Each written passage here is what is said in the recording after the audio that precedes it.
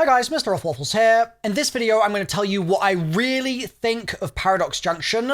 This was a quite unusual Easter egg hunt as far as Modern Zombies is concerned, and it's quite an unusual map as far as Modern Zombies is concerned. And so I'm going to dig into today what I think is good about the map, because there is good there, and also what I don't like about the map, because there are also problems with it in my view. As ever, I can see positives and negatives. I've got a fairly balanced take on this one, I think, actually. So let's get into it. We're going to start and front load all of the good, and then we're going to move to all of the bad, okay? And the first good thing I want to call out is the music. I've said this before, and I'll say it again. I feel like the Treyarch sound team is one of the most consistent departments within Treyarch. And this isn't to say that the other departments are doing bad work or what have you. It's just to say it always sort of feels like the sound team are at the very top of their game at all times. I don't really get it. I don't know how they consistently do this, but they do. And I love the soundscape they've created in Paradox. I think that this is actually one of the best Easter egg songs that we've had in a little while, in my view at least. And part of the reason for that is that sometimes with an Easter egg song, you'll activate the song during a match, and it doesn't really feel like an appropriate song for you to sort of just be jamming out to while you're slaying zombies. Most of the time they're fitting, but sometimes it's like not quite the right vibe, right? Whereas in this map, it really feels appropriate, feeling those guitars just chugging while you're in the backyard of Greenhouse or something, slaying the zombies and feeling like you're playing Black Ops 2, honestly. I think that the musical choices made in that song were great, and I really enjoyed activating that song in game, and I've listened to it since as well, and it's a good song. So, sound team in the Kevin Sherwood department, and then also broader sound team on all elements of the map, the round change stingers and all sorts, I think have a lot of charm, and I like those. Another positive is, honestly, the fact that the aesthetic could have been a lot worse. I'm not saying I love the aesthetic by any means, and we'll get into why I have problems with some elements of it in a bit, but I think that there was definitely a world here where it was Nuketown and it just kind of looked like Nuketown, but thankfully the time travel does make it feel quite visually distinct fairly frequently, which is nice. It's nice to have sort of different biomes almost in a Nuketown map. And I also think that the destroyed aesthetic just overall was a nice visual change compared to what we're used to with previous Nuketowns. So I thought that that really could have been worse. It wasn't as bad as I was maybe expecting, or at least not quite to that extent that I was expecting. Another thing that I think is a real strong point for this map actually is some of the story stuff. The intel on the map, for example, does have some really interesting stuff in it. If you listen through all that intel, and it's not particularly hard to get all 18 on this, there's no like really weird convoluted secret intels, like you can get them very straightforwardly. Some of that intel's got some really interesting stuff to kind of ruminate on and to think about. For example, the Great War is mentioned, which I never saw coming, but it's in there. And this is a nuanced area for discussion, because on the one hand, the mention of the Great War fascinates me, because I'm fascinated by the old story. But on the other hand, is it just them jingling keys and saying, oh, do you remember the Great War? Lol? Sprinkle, sprinkle. Oh, do you remember Samantha's old pajamas outfit and the way that she looked in the Zombies Chronicles trailers and stuff like that? You remember that? Teehee. Put it on the music box. Sprinkle, sprinkle. And there's room for cynicism there, right? But equally, if they're going to be playing with some of those ideas in interesting ways, then I'm all for it, actually, because the story over the last 5 years has failed to be particularly compelling, I think. And for the first time in a long time, I listen to the radios, I listen to the intel, and I'm like, I've got some questions here that might make me motivated to actually dig for answers. And that is the crucial bit, right? Listening to the intel is one thing, listening to the intel and wanting to dig further is another. And I think that the Treyarch narrative team sadly kind of lost the touch of the wanting to dig further thing for a long time, because the method of delivery and the assumptions they were making about who was playing and all of these things got reset when they rebooted the franchise, or rebooted the zombies part of it at least, and they just started sort of spoon-feeding basic information. It was just a bit tedious.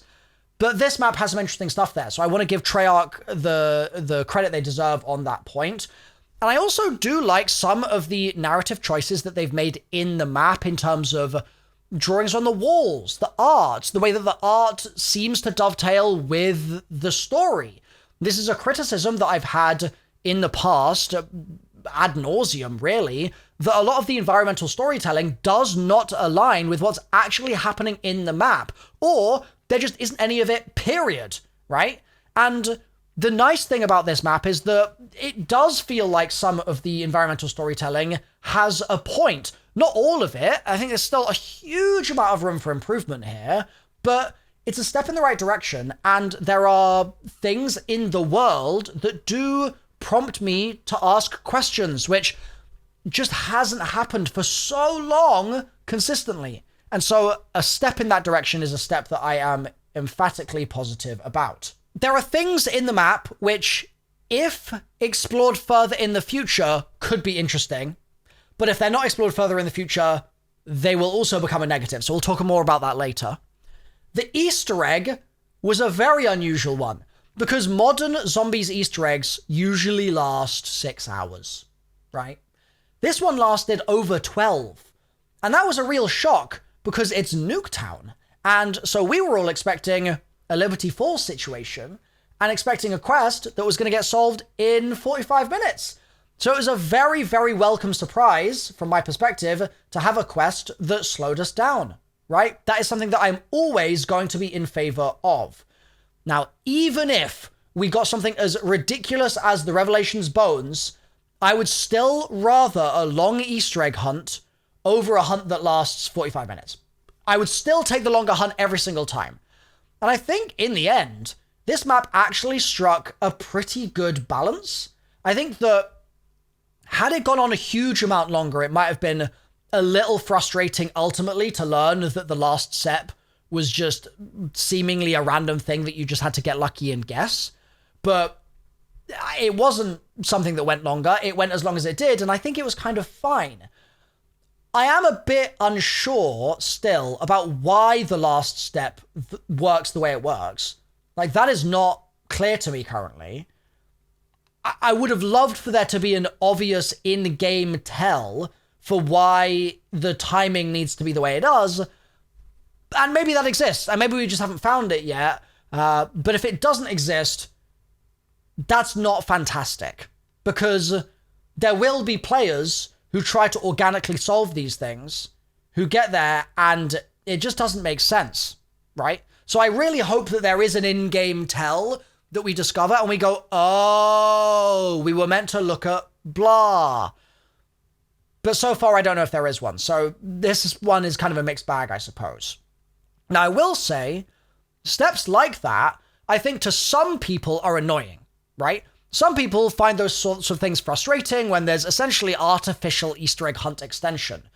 But I really disagree with it. I think that steps like that are positive. It's honestly kind of in the DNA of COD Zombies to have some random bogus weirdness in the steps. And that's not to say that just because it's in the DNA means it has to be there forever, and not to say that historically things that have been fun 10 years ago will always be fun in the future. It's not to say those things, but it's simply to say I don't hate Zombies doing what Zombies does and kind of screwing with the player a little bit in ways that are ultimately pretty harmless. It just means that we're Easter egg hunting for a bit longer. I don't mind that. Not a problem as far as I'm concerned. So I liked the Easter egg hunt experience. It was weird because people definitely used the leaking tool to get early information. Like, that definitely happened because I was maybe an hour or 2 hours into the hunt and somebody in my chat was talking about a heart boss, and I didn't know what they were talking about at the time. I didn't know that the heart was actually going to be the boss. So I sort of just glossed over it. I don't think I even acknowledged it at the time. But someone was mentioning it, and then it ended up being the boss. And I don't know how much else was ultimately solved with that. I don't know who has access to the tool. I've been pretty leaned out of that conversation ever since it was first found, but I know it was present. I just don't know to what extent it was used. So beats me. But what did not happen is it didn't mean the hunt was over in 20 minutes, right? So in terms of human versus computer, humans kind of won, which I'm very excited about. That's very promising because I was a little concerned that this might be the end of Easter egg hunts forever. And so far, it seems like Easter egg hunts persist, which is great news. I also want to talk about the Easter egg step design a little bit. I think that there were some really fun steps here. I like the children's games being steps. I thought that was really cool. I think with those sorts of things, when you kind of go back to basics and back to the drawing board in terms of the design of zombies Easter egg hunts and Easter egg steps, sometimes things do get convoluted in a way that just feels so lost. And I think that thematically, there was a lot of harmony between what was attempting to be conveyed to the player with what the player then had to do and reflect in the games. I just think it worked out really nicely. And it also meant that once you sort of understood that you had one game coming, you could then look forward to the future and say, okay, yeah, I'm probably going to have some more games here. And then when you know the Easter egg, you can do them in the order that you are sort of suited by. And that's also another thing that they deserve some praise for, is the complexity of the egg in terms of how you can reorder different steps. I thought that this was really cool. I think that they could have done a better job in terms of signaling why certain things happen after certain other actions. So for example, I'm pretty sure the side Easter egg with the floating head can only be started after you've done the chalk and the seat. Now, I may be mistaken about that. It may just be building the gap, but I think it's chalk and seat. And like, that's a bit weird, right? That does seem like an arbitrary thing to gate behind another step progression when they don't seem actually connected together. And there's a little bit of that during the Easter egg as well. But the Easter egg really does have a lot of interesting ways that you can optimize it to do it faster and do it more efficiently. Also, depending on the seed of game that you get, your mannequin spawns, your wall spawns, like all that stuff. So I think from an egg perspective, it's pretty compelling. And I am very surprised about that. Very, very surprised. I thought this was going to be a cakewalk that was going to be very simple and boring. And actually, it's an egg that I think in the future, when historically we look back on this, I think it's an egg that, relative to a lot of modern zombies Easter eggs, is going to rank decently highly for some people, because it's just quite unique, and the steps, I think, work quite well overall. There's some stuff that I think is a little jank, but for the most part, I actually think that the steps were quite positive. Another thing that's really positive, actually, but that I've not done enough research on because I've just been so busy with Marathon. Like, I've done an all-nighter tonight. I'm recording this video now because I know that the zombies viewers out there will want more zombies content, and I'm doing all this Marathon content, and I know that's going to be a frustration for people, so I'm recording this right before I then have to take a flight to Bungie. I'm exhausted. I'm doing as much as I can, but it means I haven't had a chance to do enough research into high rounds. I've heard the high rounds in this map are very cool. I've heard that they're really, really cool. I've heard that they changed the meta up a little bit, and they actually act on a bit of advice that I remember giving to Kevin Drew at the Black Ops 7 preview event that happened before the game came out. I basically said to Kevin, high rounds in zombies have kind of had themes over the years where different strategies have become the predominant kind of method of operation in different games.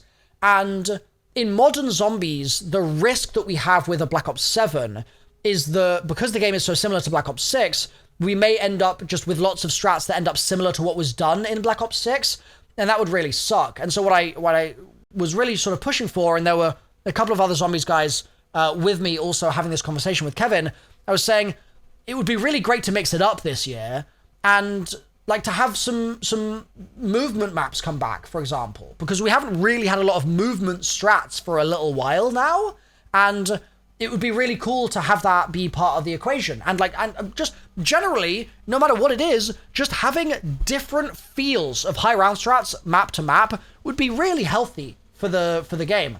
And again, I haven't looked into it in enough depth, but just from what I've heard so far, it seems like there's some positive stuff there in this map as well. Now, another thing that I think is pretty cool is they tweeted out Evan's stream during the Easter egg hunt. That's not a common thing for Treyarch at all. Promoting the Easter egg hunt even is kind of something that they weirdly are allergic to sometimes. So I thought it was cool that they tweeted that out. Another positive actually is that I didn't crash. I didn't have any game-breaking bugs. I didn't have a soft-locked boss fight. I didn't get screwed over, basically. And so I got to just experience the Easter egg as the Easter egg was meant to be experienced. And that's really, really refreshing, because if you cast your mind back to Ashes, obviously the bug happened. You cast your mind back to Astra, right? So excited for the Astra boss fight. We get in there, literally soft-locked. Can't do anything. The boss fight just doesn't progress. And then the boss rage baits me when I die, when I kill myself. Like, it was ridiculous. It was actually ridiculous. Terrible that those sorts of things can happen in a game as polished as a Call of Duty should be. But that didn't happen on this map, so that deserves praise. Thankfully, it was all clear on my end. There were a few weird issues with, like, invisible barrier things that you could run into, and that nearly downed me at one point. But it was manageable, and it wasn't game-breaking. So thank goodness. So now let's talk about the bad. I wasn't a massive fan of the end cutscene. I thought that it was just yet another case of just being like, come back next time, teehee. A 3-word teaser for what it's gonna be, somewhere cold, lol. I wasn't particularly enthusiastic personally. I also am just really tired of new magical items being introduced to zombies. I'm really tired of this. And obviously, wall chalk is not a new item. That's actually the oldest item in the game. But it's the fact that we've had the wall chalk here re-released. It's had a new debut as a magical item wielded by the twins. And I'm just kind of tired of the game's magic system being expanded without it feeling like it's being done so on sound, steady ground with lots of logic and rational ties between all of those new objects and rules and things like that. It's something that I think the Modern Zombies story has really struggled with. Basically, they make a lot of decisions because they have to, because the plot has to go somewhere because of various reasons. And then they end up just sort of pulling random items out of their arse to cover for them. The perfect example of this is the Shattered Veil end cutscene, where we just get a plate of gems out of nowhere and it's never mentioned ever again. And it's tiring. And I kind of feel that way about the chalk, to be honest. I mean, like, okay, cool.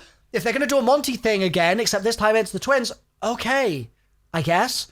But that is going to rely on them actually following through with the promise. And they haven't followed through with the last 9 promises of all these things. So that's why I'm a bit downtrodden about there being a 10th now, because it means that, is there going to be a lot of follow-up on it? I don't know. And there may not be. And if it disappears again, it's just annoying. You know what I mean? So that's something that I wasn't mega enthusiastic about. I also think that there are things introduced in the map, like the heart, right? It's the heart of a dimension. What does that mean? Can I learn more about it? How will it be treated in future maps? What will they say about it in future cutscenes? Those are all things that I quite cynically think are not going to get answers to them, because actually it's just never going to be mentioned ever again. And we're going to just be left to be like, what? Like, it's the ties between the magic system, it's the ties between the fantastical world that I think are the most fun and also the most interesting to theorize about. And I think that's a big reason for why the story doesn't feel so compelling these days, because individual nodes of a network are not compelling unless the nodes connect. And I don't think we've had enough solid connection a lot of the time. However, maybe this map is changing that, right? There's the story stuff about how time is a ribbon or whatever. Maybe it's going to start falling into place. We'll see, but I'm a bit worried that we're going to get a lot of, oh, you thought this was cool? We're just never going to bring it up ever again moments in this map, because we have those so frequently these days. Also, it's Nuketown again. That's another negative. It doesn't need to be really repeated at much length, but I'm going to repeat it in very short length here, which is that we were promised crazy, zany, awesome Dark Ether maps for this game, and I feel like that promise was broken with this map. And I know, oh, it's still in the Dark Ether. I get it, right? I understand what's going on. I'm not an idiot. But we were promised maps of a certain type. And I don't think that these versions of Nuketown that we're seeing here are quite far enough into the zany, awesome, wonderful stuff that we were promised to satisfy that promise and for Treyarch to be making good on it. I just don't feel it. It's Nuketown. At the end of the day, don't care that they opened up Trinity Avenue. Don't care. Just don't care. It's Nuketown. And that's a big disappointment. It's a disappointment from a gameplay perspective. It's a disappointment from an aesthetic perspective. And it's a disappointment from a marketing perspective, honestly. It's a disappointment from a fandom perspective. I think that's actually maybe the most important thing here. It's just not what we needed right now. And Jason Blundell has a quite famous quote where he says, as the studio head, or as the creative director, you've got to give the fans what they need, not what they want, right? You've got to be able to see that in the future as well. You've got to be able to look into the future and say, what will they need in 3 years? Not what do they want now, or what will they want in 3 years? If you can figure out what they actually need, you've cracked the code. You're a genius, and the fans will love you forevermore, right? Jason was pretty good at that, generally. I think that Nuketown fails to meet the criteria of it's what the fans needed at this time. It really does. And I don't want to harp on about it too much longer, but yeah. Lock in, Treyarch. Lock in. I think another thing that I struggled with a bit on this map was some of the modernness of the characters. Like, there's a quote, and I forget exactly what it was, but I believe it's Takio saying something about how Maya has been talking to him about friends with benefits or something. It's something like that. And it just feels so anachronistic. And the other characters, the modern characters as well, are doing it so much. Like, it's like if Maya made a 6-7 joke, right? It's like that sort of thing. Where I get it, they're trying to sort of just be like the current crew, but there's something about it that just doesn't really sit right with me. I struggle to get into it. Some of the lines are good, but there's some room for improvement there, I think, where it's just like, it's almost corny to the point of parody, but it's parody that isn't funny in the way that like the old German doctor and the American war hero and the drunk Russian were back in Black Ops 1. It hasn't quite got there. It's only really in the corny category, with a couple of exceptions, I suppose.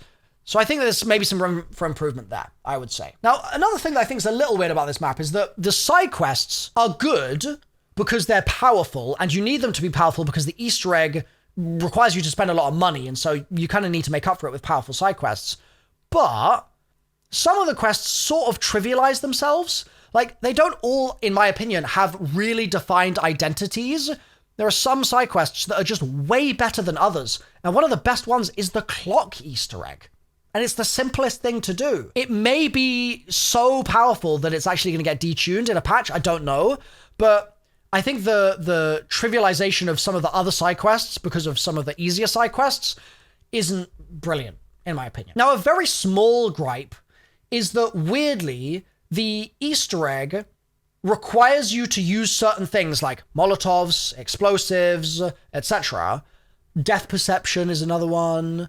And it doesn't give you a source for all of those things where you can get it for free. Now, this may be solved by people solving new side Easter eggs and stuff like that, in which case this part of the video is just going to be wrong. But at least at present time of recording, there's a bunch of stuff that you need in the egg, and in previous recent Modern Zombies maps, they've gone out of their way to make side quests that give you those things. So you know, oh, I need a Casimir, I can go and pick one up from this dead body.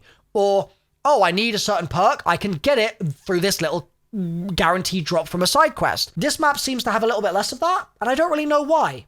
I think that's something that Treyarch should revert back to how they were doing it before. I think that it's nice to be able to get those things for free. It's really cool for optimization as well. Another pain point with this, which just doesn't need repeating, but it's going to be a quick bullet point, is I don't think this is going to make anyone buy Black Ops 7. And for a game that's sold really badly and that needs to try and get people to buy the game, ultimately, it needs to kind of claw some revenue back. I don't think this map does that. And that's due to all of the reasons I've already discussed, but I'm just sort of putting it out there that I don't think that this map does them favors in terms of public perception. And that is something that they need to work on right now. So maybe it wasn't the right move. Another criticism, which some people might think is unfair, but I think is valid, is that it is just the same old formula in many ways. There are ways where it's like, oh, it's nice. Okay, cool. High rounds. Yeah, great. Oh, it's nice. We haven't had a map where we teleport back and forth like this before. Like, there's some uniqueness, I suppose, but the formula is still so heavily the modern zombies formula. And as a result, you play the map basically the same as you play all the other maps. There's a little bit of change based on the time travel thing, but really that's just like minimal, I would say. And so I think that there's an element of formula mix-up that with every map that goes by in Black Ops 7, it's getting more and more and more difficult to ignore because we just had Black Ops 6, bro. And now we've got Black Ops 7, and the freshness is lacking, I think, in some ways. So that's something I'd like to see some improvement on in the future maps if it's possible. But maybe we're just sort of doomed for that for the rest of this game, and then they'll have to do those sort of gameplay system switch-ups and stuff in a future game, perhaps. And another negative that I have here, I'm getting really tired, man. Doing these all-nighters for content and trying to push through for you guys it's getting the best of me. I'm trying my best. But what I was going to say is this map was marketed really badly. Just candidly, really, really badly. And I don't really understand why. Because Nuketown is disappointing, right? But if you get ahead of the narrative and you set the expectations much longer in advance, right? They could have set expectations for this 4 months ago. They could have done that. They could have said, you're getting 5 DLC maps. Surprise. The middle one is going to be a smaller map on an old map, right? They could have said that, but they didn't. And that's, I think, where this stings, is it's the fact that you just end up feeling lied to. Over and over again, you end up feeling lied to. And over and over again, we're promised a big DLC season, and then the DLC season is underwhelming. Like, that happens so much with zombies. And I feel like they could have gotten ahead of that narrative, and instead they didn't. And then the way it was marketed was just weak. The trailers... Well, okay, let me correct myself in one area. The zombies music video that they did, leading into all of this, was very cool. I liked the zombies music video. Then, for the initial intro cutscene reveal, I thought the intro was fairly interesting. And so it's not so much about those elements. It's more so about everything else that happened. The silence on certain days, the lack of mention in the COD pod, the leaked trailer that was a minute long and that was ass, and then there was the minute 30 version, which wasn't all that much better. The then choice to, and selfishly, I think that this was a mistake, not invite me to the creator call they did. Like, they just didn't invite me. Like, bro, am I getting blacklisted again? Why? Why are we still being petty like that? I don't get it. So there was that. And then ultimately, like, okay, if they must, fine. But it would be cool if then at least there was compelling and interesting stuff in the creator call. But then the creator call stuff was really poor information just overall. And it's just like, I don't get it, because Call of Duty has such a strong marketing machine sometimes. And then sometimes it feels like they just leave it to like one guy in the studio to figure out. And that one guy can't do it on his own. And maybe, potentially, it will improve for the future maps once they've got bigger maps and they can kind of be more excited about it. But I just felt like this map was marketed really poorly, and I want to see that change in the future, because zombies marketing is one of my favorite things in gaming, period, sometimes. And I want us to return to form. I think it's possible. I have faith that Treyarch does have the talent in the studio to be able to do cool things. We're just not seeing it right now. So it'd be cool for them to be a bit more creative maybe, and try to feel like Treyarch again. This is something that I feel like we've really lost over the last couple of years. Treyarch's marketing in some areas just feels like the same old lumbering, boring Activision machine. The stuff that was uniquely Treyarch, right, from the past, feels like it hardly happens anymore. And I'd like to see that stuff come back. So those are my thoughts on Paradox Junction overall. You may be wondering, amongst all of these positives and negatives, like, do I have a score for the map?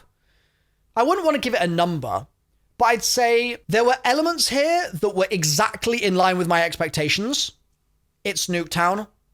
I'm bored by the idea of it being Nuketown, right?